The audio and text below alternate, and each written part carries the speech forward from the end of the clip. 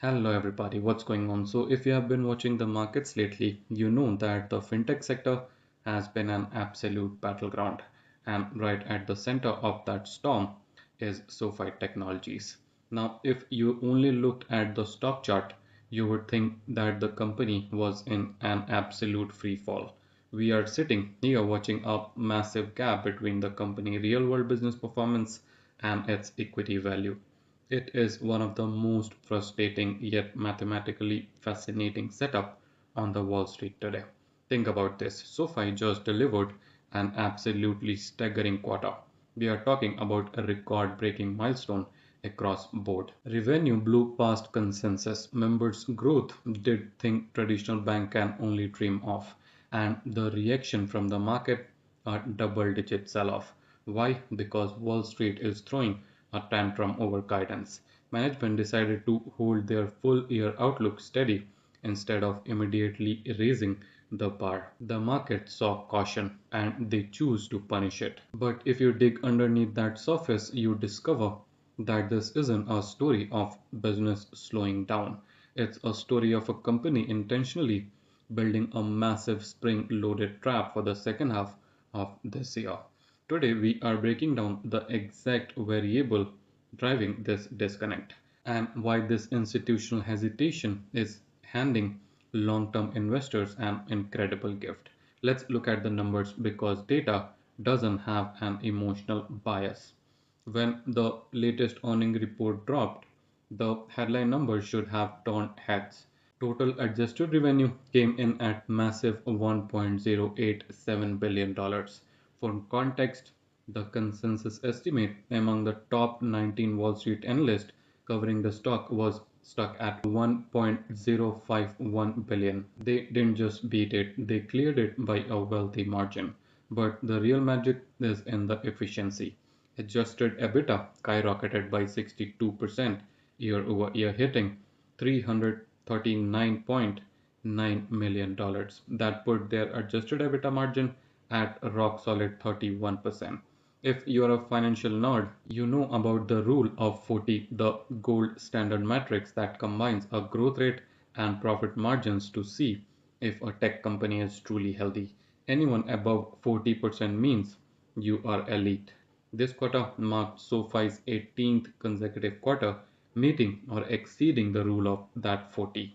18 quarters, that is 4.5 years of flawless execution through inflation spike, interest rates hikes, and regional banking crisis. And look at the engine driving this. Total loan organizations hit an all-time record of $12.2 billion. It's the single best quarter in the history of the entire company. We saw record volumes across all three core lending units. 8.3 billion in personal loans, 2.6 billion in student loans, and 1.2 billion in home loans. If the business is firing on all cylinders like this, why did the stock drop 12% immediately after the release? It all comes down to a classic Wall Street mind game. Here is where the disconnect happened. Despite beating the brakes of first quarter expectations, management didn't touch their full year guidance. They left it exactly where it was, roughly $4.6 billion in adjusted net revenue and 60 cents in adjusted EPS. Wall Street analysts are like spoiled kids at the birthday party. If you give them a great present, they immediately want a bigger one. Because CEO Anthony Noto didn't follow that Q1 outperformance directly into the full year target. The algorithm trading model and short term analyst instantly priced in a discount. Andrew Jeffrey, a top analyst over at William Blair, pointed out that it was highly uncharacteristic for SoFi's not to raise guidance after a beat like that. But let's think like owners, not day traders. Why would a CEO hold back? Is it because they see a massive hidden risk on the horizon, or is it because they are practicing extreme operational discipline? If you look at the macroeconomic backdrop, central bank interest rates are still volatile. Consumer credit is under pressure nationwide, and personal loan demand across the entire banking industry has cooled off. By refusing to raise the bar right now, Anthony Noto is under-promising so he can over-deliver later. He removing the targets from his back. He ensuring that even if macroeconomic environment get uglier, SOFI is guaranteed to hit its number. And if the macro environment holds steady, they are going to absolutely crush them. While the street is obsessing over the next 19 days of guidance, let's look at what is happening to the actual foundation of this business. There is an organic structural shift happening under the hood that traditional banks are terrified of. It is called unaided brand awareness. This is a marketing matrix that measures how many customers think of your company completely unprompted, where they think of financial service. Back in 2022, SoFi's unaided brand awareness was sitting at tiny 4.5%. Fast forward to the first quarter of this year, and that number has more than doubled to a stunning 10.0%. When your brand awareness doubles, your customer acquisition cost goes down. Now you don't have to spend many millions buying expensive ads to convince people you exist. And we see this exact phenomena playing out in their user acquisition. SoFi's total member base exploded from 5.2 million members in 2022 to 14.7 million members this past quarter. That is a compound annual growth rate of 38% in a single quarter alone. They have added 1.1 million new members. This isn't just a fintech app anymore. This is a cultural shift in where people want to put their money. Forbes just ranked them at the very top of a world best bank list for United States. JD Power just awarded them the number one spot for investor satisfying in DIY investing. So the big question here is that what is the ultimate play here?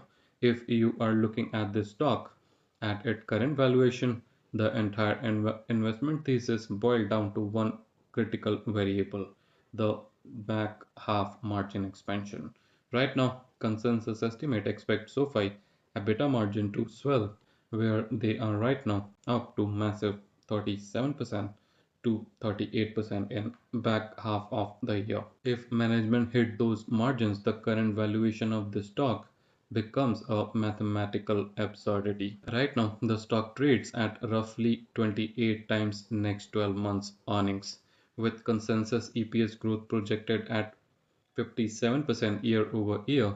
That gives you a PEG ratio which is incredibly attractive. The institutional community is heavily divided because they are waiting for permission to buy. Out of 20 analysts covering the stock, 12 are sitting on sidelines with a hold rating. Only 5 rated buy. They are terrified of being early.